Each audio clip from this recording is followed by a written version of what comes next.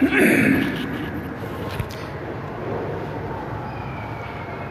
اللہ الرحمن الرحیم الحمد للہ رب العالمین الصلاة والسلام علی رحمت للعالمین خاتم الانبیاء والمرسلین امام الاولین والآخرین سید الرسل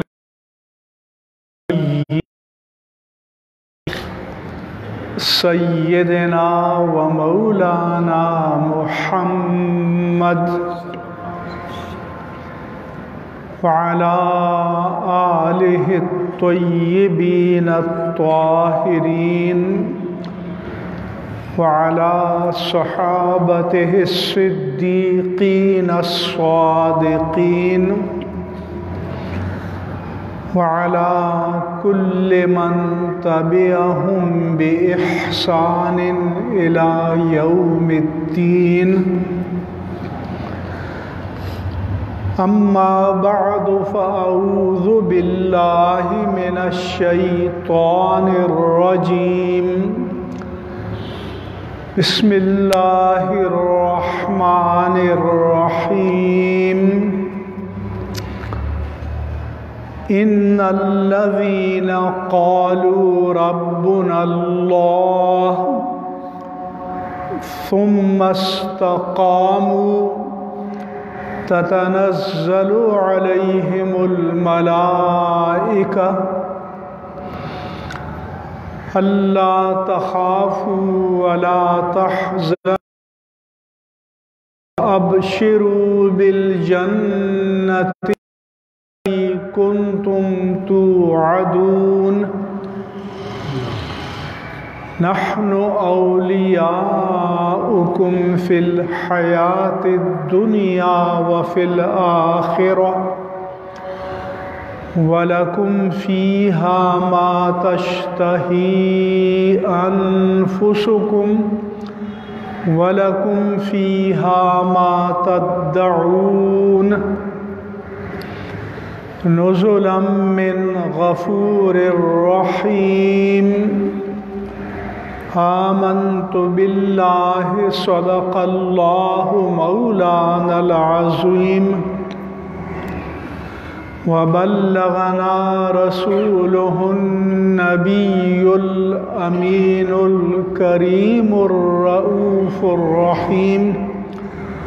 ونحن على ذلك لمن الشاهدين والشاكرين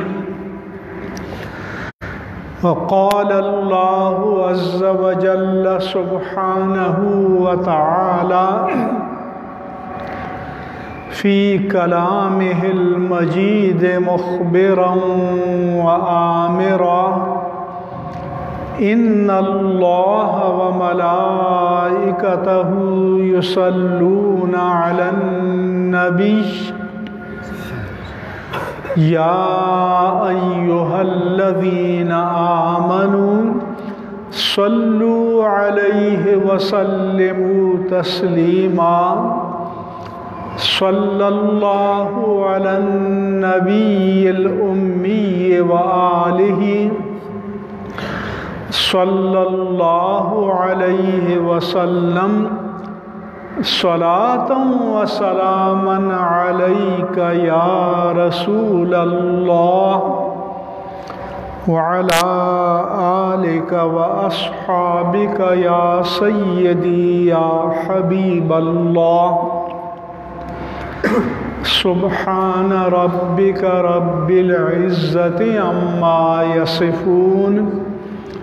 وسلام على المرسلين والحمد لله رب العالمين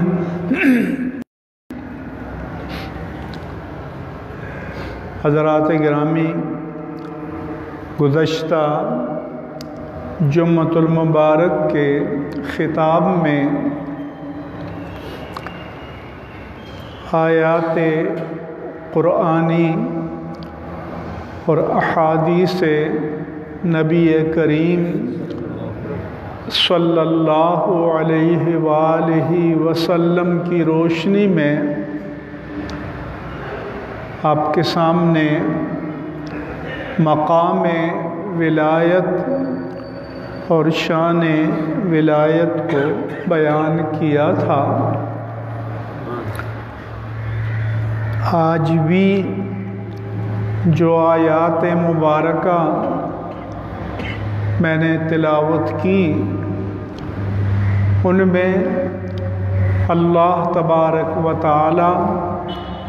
ارشاد فرماتا ہے ان الذین قالوا ربنا اللہ، بے شک وہ لوگ کہ جنہوں نے کہا ہمارا رب اللہ ہے،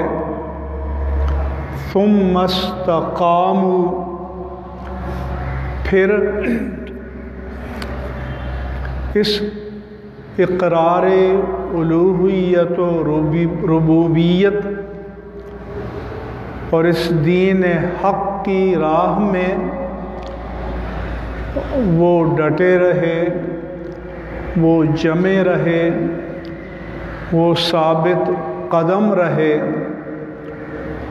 اور کوئی خوف یا طمع یا لالچ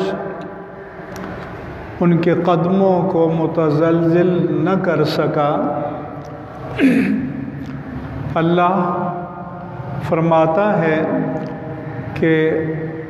لا خوف علیہم، ان پر نہ کسی آنے والی بات کا کوئی ڈر ہے، ولا ہم یحزنون، اور نہ ہی کسی گزشتہ بات کا رنج و ملال ہے۔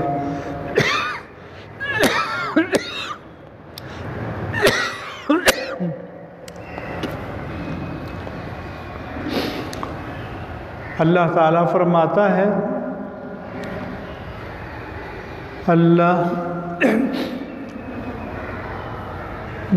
نحن اولیاؤکم فی الحیات الدنیا وفی الآخرہ،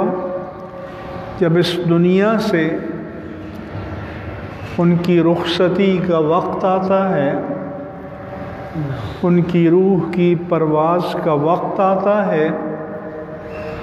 تو فرشتے انہیں بشارت دیتے ہیں کہ تم نہ کوئی خوف کرو نہ غم کرو، نحن اولیاؤکم فی الحیات الدنیا وفی الآخرہ، ہم تمہارے دوست تھے دنیا کی زندگی میں اور آخرت میں بھی تمہارے دوست رہیں گے۔ وَلَكُمْ فِيهَا مَا تَشْتَهِي أَنفُسُكُمْ وَلَكُمْ فِيهَا مَا تَدَّعُونَ، اور آخرت میں تمہیں وہ سب کچھ ملے گا جس کی تم چاہت کرو گے، جس کو تمہارا دل چاہے گا۔ اور فرمایا کہ وہ بھی ملے گا جس کی تم دنیا کی زندگی میں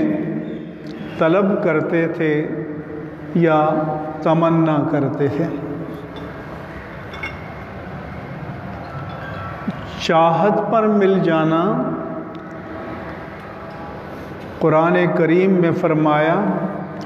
وَدَانِيَةً عَلَيْهِمْ ظِلَالُهَا، کہ جنت کے باغات کے سائے ان کے قریب ہوں گے، وَذُلِّلَتْ قُطُوفُهَا تَذْلِيلًا، اور ان کے پھلوں کے جو خوشے ہیں وہ خود جھک کر ان کے پاس آ جائیں گے،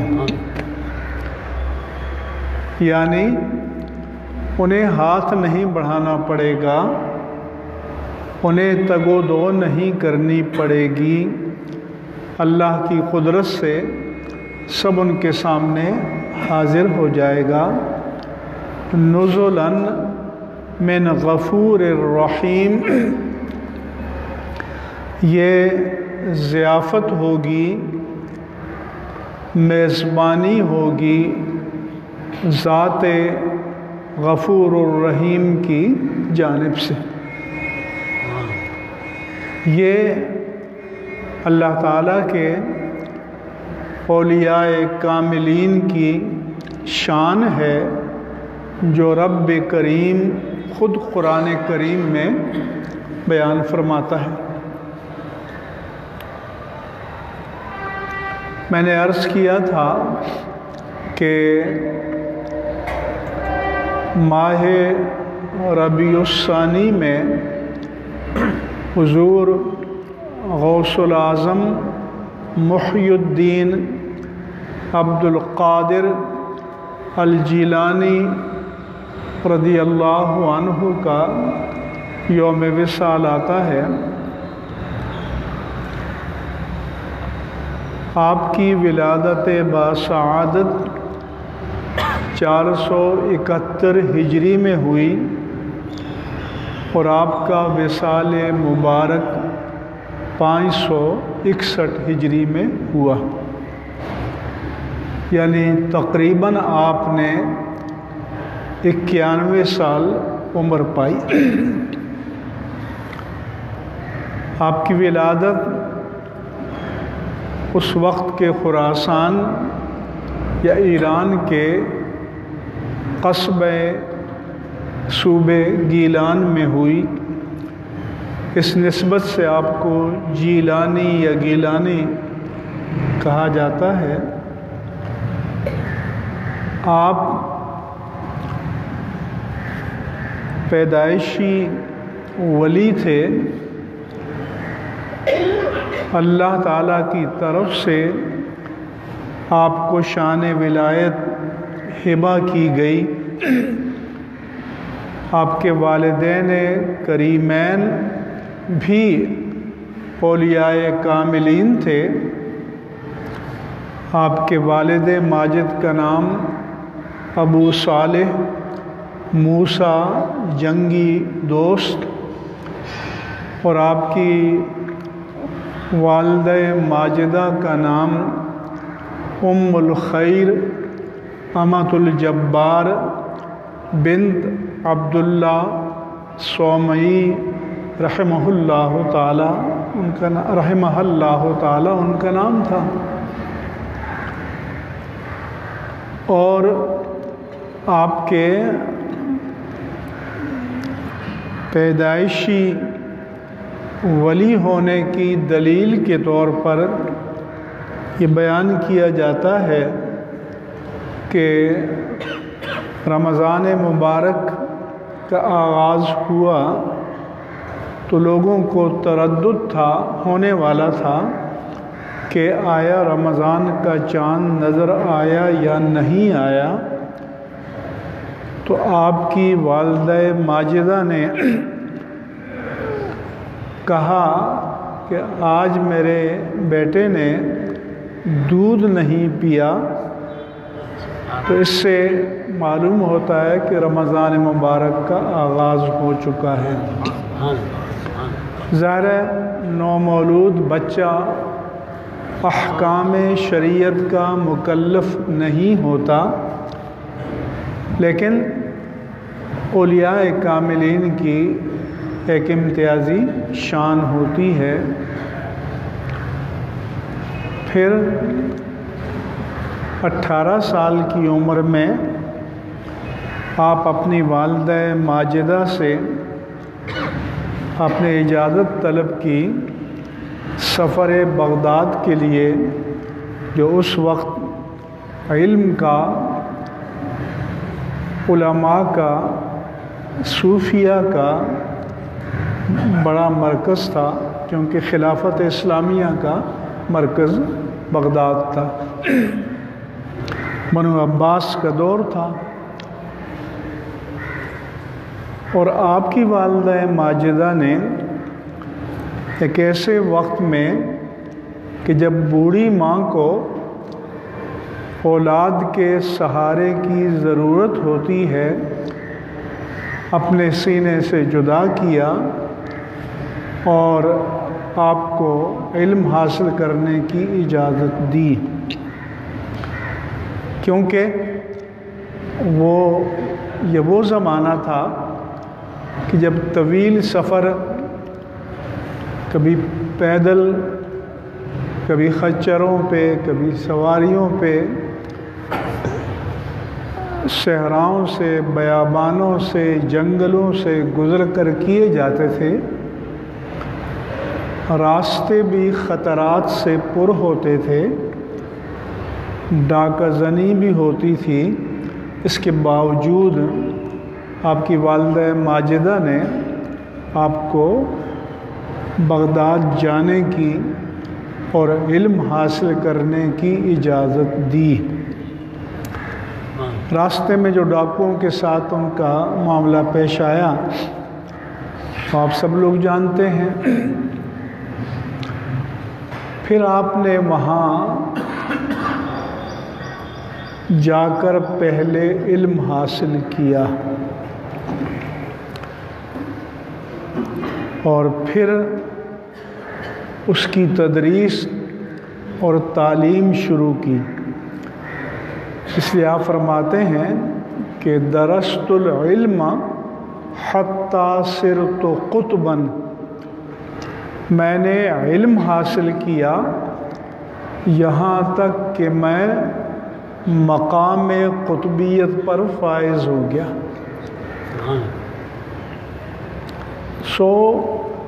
آپ نے اپنا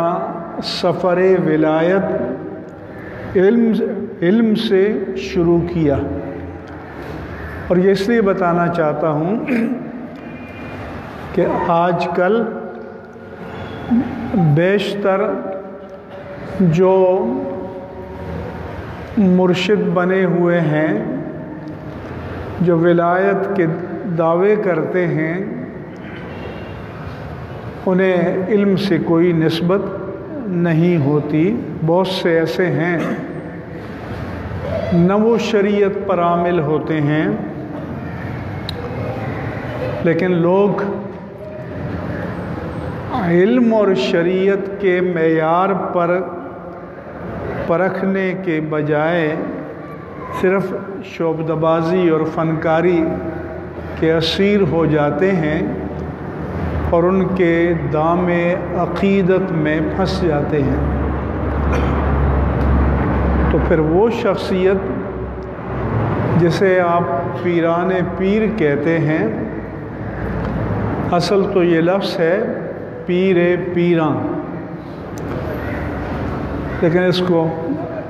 پلٹ دیتے ہیں اضافت کو، تو پیر پیراں کے معنی ہے پیروں کا پیر۔ جیسے سالار قافلہ، تو اس کو ہم قافلہ سالار کہتے ہیں، لیکن وہ بھی سالار قافلہ ہے۔ تو وہ جو پیروں کے پیر بنے تو انہوں نے پہلے علم حاصل کیا، تو پہلے تعلم اور اس کے بعد تعلیم۔ اور حدیث پاک میں آتا ہے کہ خیرکم من تعلم القرآن وعلمہ، تا کے ساتھ متعلم بولیں تو اس کے معنی علم حاصل کرنے والا، تا کے بغیر معلم بولیں تو اس کے معنی ہے کہ علم دینے والا، علم سکھانے والا۔ اور قرآن نے حدیث میں فرمایا کہ خیرکم، تم میں سے بہترین وہ ہے کہ من تعلم القرآن، جو علم سیکھے، وعلمہ، اور جو اسے سکھائے۔ تو حضور نے سیکھنے والے کا ذکر پہلے کیا اور سکھانے والے کا ذکر بعد میں فرمایا۔ حالانکہ مرتبہ معلم کا بڑا ہوتا ہے، متعلم تو اس سے فیض پانے والا ہوتا ہے، لیکن ظاہر ہے کہ کوئی متعلم نہ ہو تو سکھانے والا کسے سکھائے گا؟ اس لیے علم کے سلسلے کے جاری اور ساری رہنے کے لیے علم کے پیاسوں کا ہونا ضروری ہے، علم کے طلبگاروں کا ہونا ضروری ہے، اور اس لیے حضور نے متعلم قرآن کا ذکر پہلے فرمایا اور معلم قرآن کا ذکر بعد میں فرمایا، اور دونوں کو فرمایا کہ خیر یہ دونوں میری امت میں افضل ہیں۔ چنانچہ تعلیم پانے اور پھر تعلیم دینے کے بعد پھر آپ ریاضت اور مجاہدے کے لیے نکلے، پھر آپ تصوف اور روحانیت کے مراتب کی بلندیوں کو حاصل کرنے کے لیے نکلے،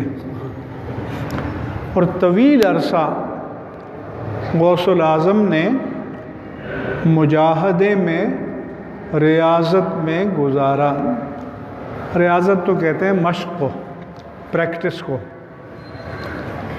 مجاہدہ کے معنی جد و جہد کرنا۔ یہ کون سا مجاہدہ ہے کہ اللہ فرماتا ہے وَالَّذِينَ جَاهَدُوا فِينَا لَنَهْدِيَنَّهُمْ سُبُلَنَا، کہ جو ہماری راہ میں مجاہدہ کریں گے، جو ہماری رضا کو پانے کے لیے مجاہدہ کریں گے، جو ہماری قربت کی منزلوں کو حاصل کرنے کے لیے مجاہدہ کریں گے، تو ہم اپنی طرف رسائی کے لیے ان کی راہوں کو آسان کر دیں گے، ان کی رہنمائی فرمائیں گے۔ کیونکہ قرآن میں فرمایا کہ فَأَمَّا مَنْ أَعْطَى وَاتَّقَى وَصَدَّقَ بِالْحُسْنَى فَسَنُيَسِّرُهُ لِلْيُسْرَى، کہ جس نے اپنا مال اللہ کی راہ میں دیا اور جو تقوی اختیار کیے رہا اور نیکی کی تصدیق کی، تو اللہ فرماتا ہے کہ آسانی کی راہوں کو ہم اس کے لیے اور آسان کر دیں۔ وَأَمَّا مَنْ بَخِلَ وَاسْتَغْنَى فَسَنُيَسِّرُهُ لِلْعُسْرَى، کہ جو بخیل بنے گا اور اللہ سے بے نیاز ہو جائے گا، اللہ کے احکام کو فراموش کر دے گا، تو پھر ہم مشکل کی راہوں کو اس کے لیے آسان کر دیں گے۔ یعنی جس میں عاقبت کی بربادی ہے، خواری ہے، ذلت ہے،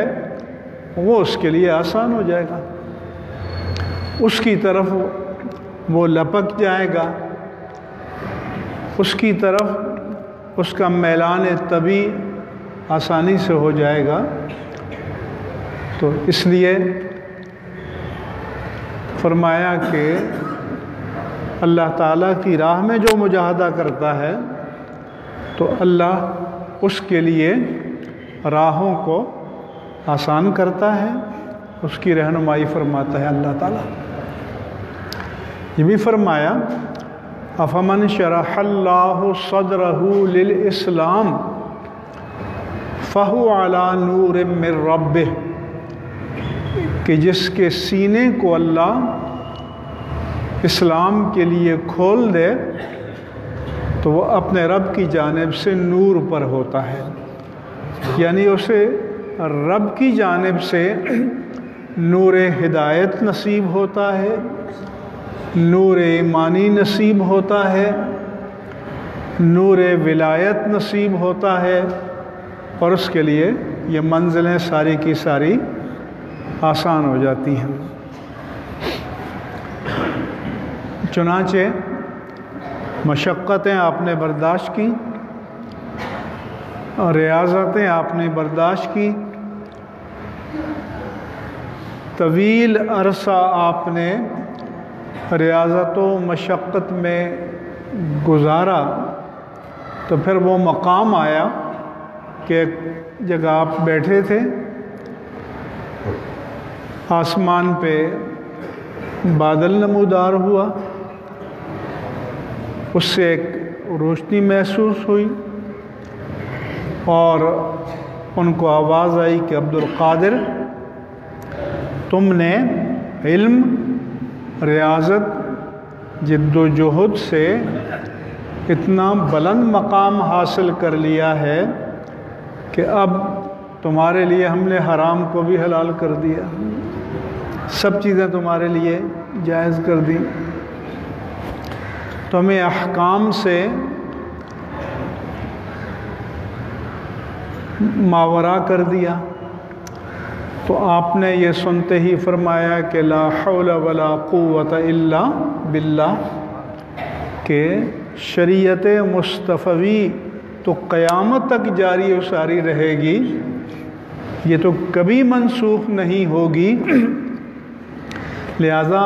حلت و حرمت کے پیمانے کسی کے لیے بدلیں گے نہیں، اور جب اللہ کے رسول اللہ کے فرائض و احکام سے مستثنیٰ نہیں ہوئے تو کوئی اور کیسے ہو سکتا ہے؟ اس لیے آپ نے سمجھ لیا کہ یہ آواز رحمان کی نہیں ہے، یہ شیطان کی آواز ہے۔ تو آپ نے فرمایا کہ لا حول ولا قوت الا باللہ، کہ برائی سے پھیرنے والا اور نیکی کی طاقت عطا کرنے والا،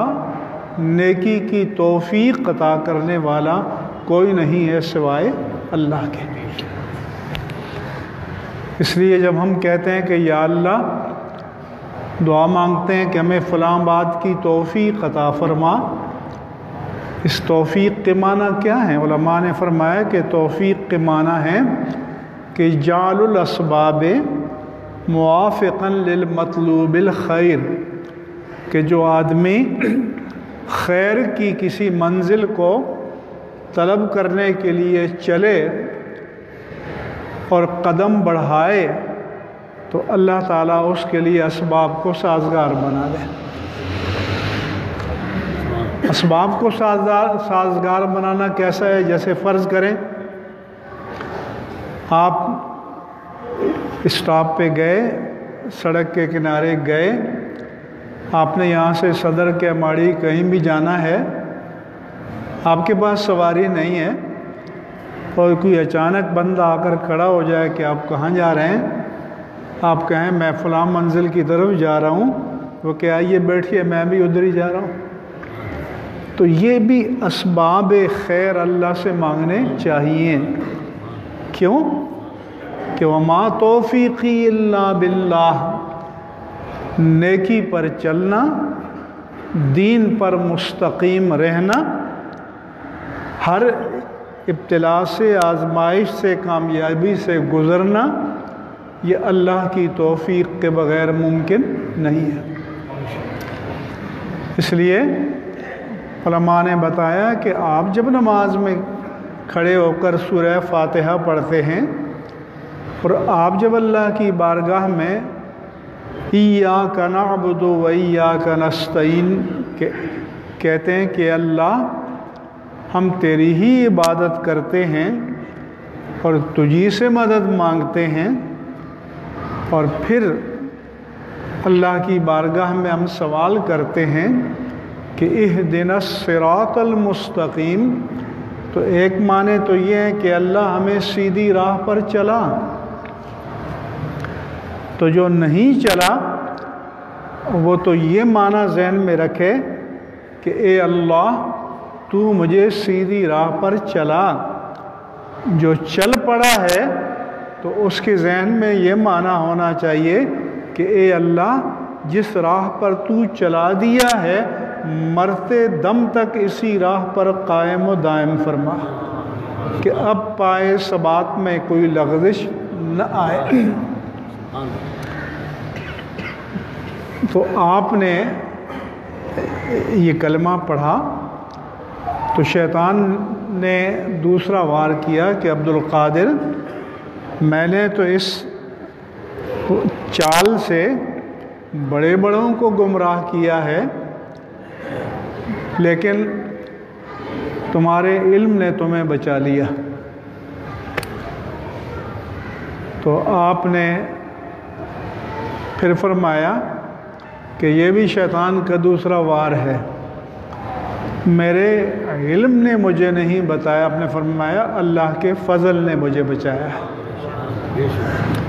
اس لیے کوئی یہ نہ سمجھے کہ مطلق علم انسان کے لیے نجات کا وسیلہ بن سکتا ہے۔ اگر علم محض نجات کے لیے وسیلہ کافی ہوتا تو دنیا میں جتنے ائمہ تلبیس گزرے ہیں، ائمہ دلالت گزرے ہیں، وہ جہلا نہیں تھے، وہ اپنے عہد کے فلسفی اور صاحبان علم تھے۔ اسی طرح سے اسلام میں بھی جو گمراہ فرقے نکلے ان کے جو مقتدا اور پیشوا تھے وہ بھی علم والے تھے، لیکن جب علم توفیقات الہی سے محروم ہو جائے تو اللہ فرماتا ہے کہ اضلہ اللہ علی علم، اللہ نے علم کے باوجود اسے گمراہ کر دیا، اللہ نے علم کے ہوتے ہوئے اسے گمراہ کر دیا۔ اس لیے مومن کو ہمیشہ اللہ تبارک و تعالیٰ سے توفیقات خیر طلب کرتے رہنا چاہیے اور کبھی بھی اپنے علم کے ضام میں مبتلا نہیں ہونا چاہیے، کبھی بھی اپنے تقوی کے ضام میں بھی مبتلا نہیں ہونا چاہیے۔ اللہ فرماتا ہے وَإِذَا قِيلَ لَهُ اتَّقِ اللَّهَ أَخَذَتْهُ الْعِزَّةُ بِالْإِثْمِ